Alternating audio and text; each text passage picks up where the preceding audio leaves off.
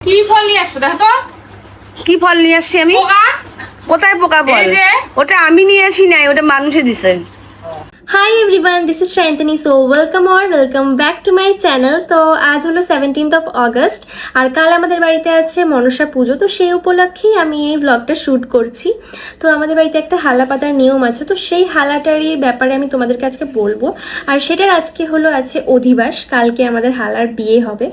So সেই জন্য আমি আজকের থেকেই ব্লগটা স্টার্ট করছি। So let's start this blog.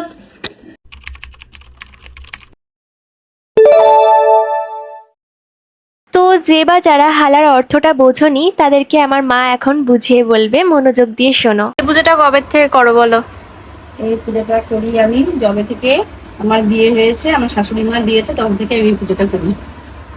হালা বলতে আমি জানতাম না হালা কাকে বলে, কিন্তু যখন আমার বিয়ে হয়েছে তারপরে এই বাড়িতে এসে দেখি যে এরা মাটির টবের মধ্যে এরকম মুগ ডাল ছিটিয়ে 5 দিন ধরে এগুলোকে যত্ন করতে হয়, খুব যত্ন সহকারে। তারপরে এই দুবেলা জল দিয়ে এই গাছটা যখন ওঠে এটাকে বলা হয় হালা। এটার আজকের দিনে, পুজোর আগের দিনে এটাকে অধিবাস করতে হয়, বুঝেছো? অধিবাস করতে কি কি লাগে? কি কি লাগে? লাগে চন্দন, সাদা চন্দন, লাল চন্দন, হলুদ, কাজল, তারপরে ফুল, শাপলা ফুল লাগে বিশেষ করে, জবা ফুল, গাঁদা ফুল, বুঝছো? এটাকে বলা হয় হালা। আর এই বাড়িতে এই পুজোটা হালাটাই মেন এই বাড়ির পুজোতে, এটাকে বলে হালা। কিন্তু হালা বলতে অনেকে বোঝে না হালা কাকে বলে। তো যেমন মা বললো তেমন করেই এখন সাজাবে হালাটাকে। হলুদ, কাজল, সিঁদুর, চন্দন, সাথে ধান দুব্বও নিয়ে নিয়েছে, তার সাথে কাঠিগুলোর মধ্যে ফুল গুজে নিয়েছে, সেগুলো দিয়ে হালাটাকে সুন্দর করে শৃঙ্গার করবে। The next day. Hi everyone, আমি জাস্ট স্নান সেরে আসলাম, এখন আমি স্কিন কেয়ারটা করবো। ওদিকে মৌ রেডি হচ্ছে, মৌকে নিয়ে তারপরে আমি মিষ্টি দই আনতে যাব। তারপরে পুজোর আয়োজনটা এদিকে মা শুরু করে দিয়েছে, আমরা এসে তখন মাকে হেল্প করবো। মিষ্টি নিতে, মিষ্টি আনবে তো মিষ্টি। দই মিষ্টি। গাইস শুধু ওরা যে ভালো ঠাকুরকে দেওয়ার জন্য না, ওরা যেটা খাবে পছন্দ সেই মিষ্টি নিয়ে আসবে তোমাদেরকে আমি দেখাবো। দাঁড়াও, না না ওই মিষ্টি আনবো না। না ওইটাই নিয়ে আসবে গাইস, তোকে বলতেছি। মা বলছে রসগোল্লা আনতে। আচ্ছা, রসগোল্লা আর হাফ কেজি দই। দই হাফ কেজি দই দিও। হাফ কেজি তো বলে না। আমাদের তো দই মিষ্টি নেওয়া হয়ে গেল, এখন আমরা বাড়ির দিকে ফিরছি। তো চলো গিয়ে দেখি মার কত কি আয়োজন হলো। মা তো আয়োজন করা শুরু করে দিয়েছে, আমরা গিয়ে একটু হাতে হাতে করে দেবো। চলো সেটাই দেখি। আমাদের ঠাকুর এটা হচ্ছে অষ্টনাগ না, 8টা নাগ।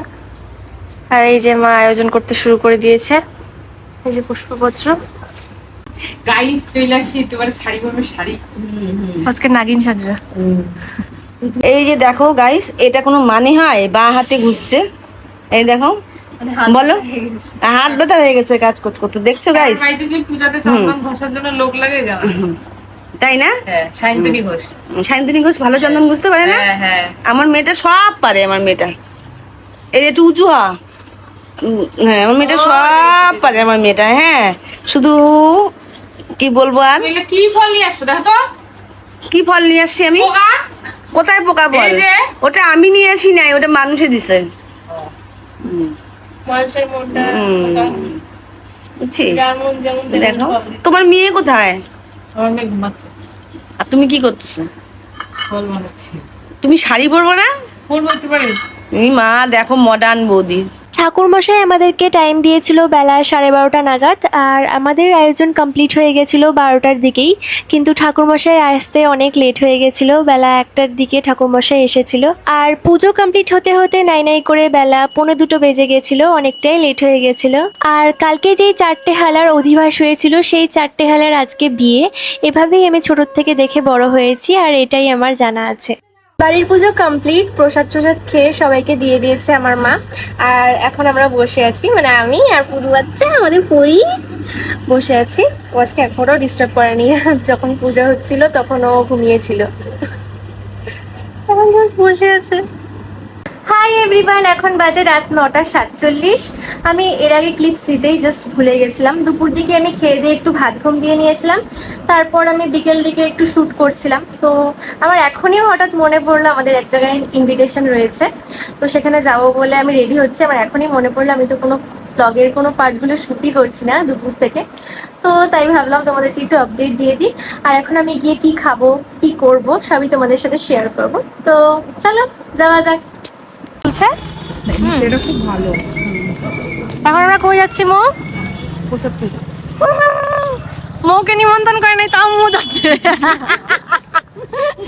প্রসাদ খাওয়ার কথা শুনলে মৌ যেখানে ইচ্ছা চলে যায়।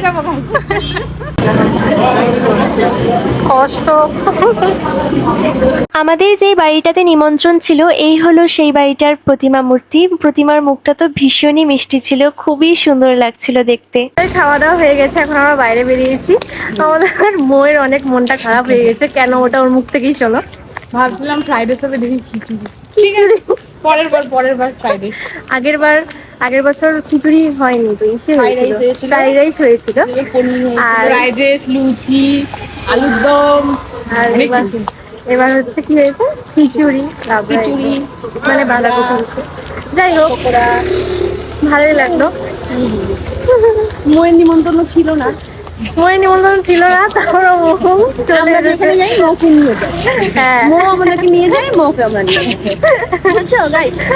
আমরা জাস্ট এখনই বাড়িতে পৌঁছালাম। তো আজকের এই ব্লগটা কিন্তু এই পর্যন্তই ছিল। যদি ভালো লেগে থাকে তাহলে অবশ্যই একটা লাইক, কমেন্ট আর সাবস্ক্রাইব করে দিও। দেখা হচ্ছে আবার নেক্সট ব্লগে। তো চলো, বাই।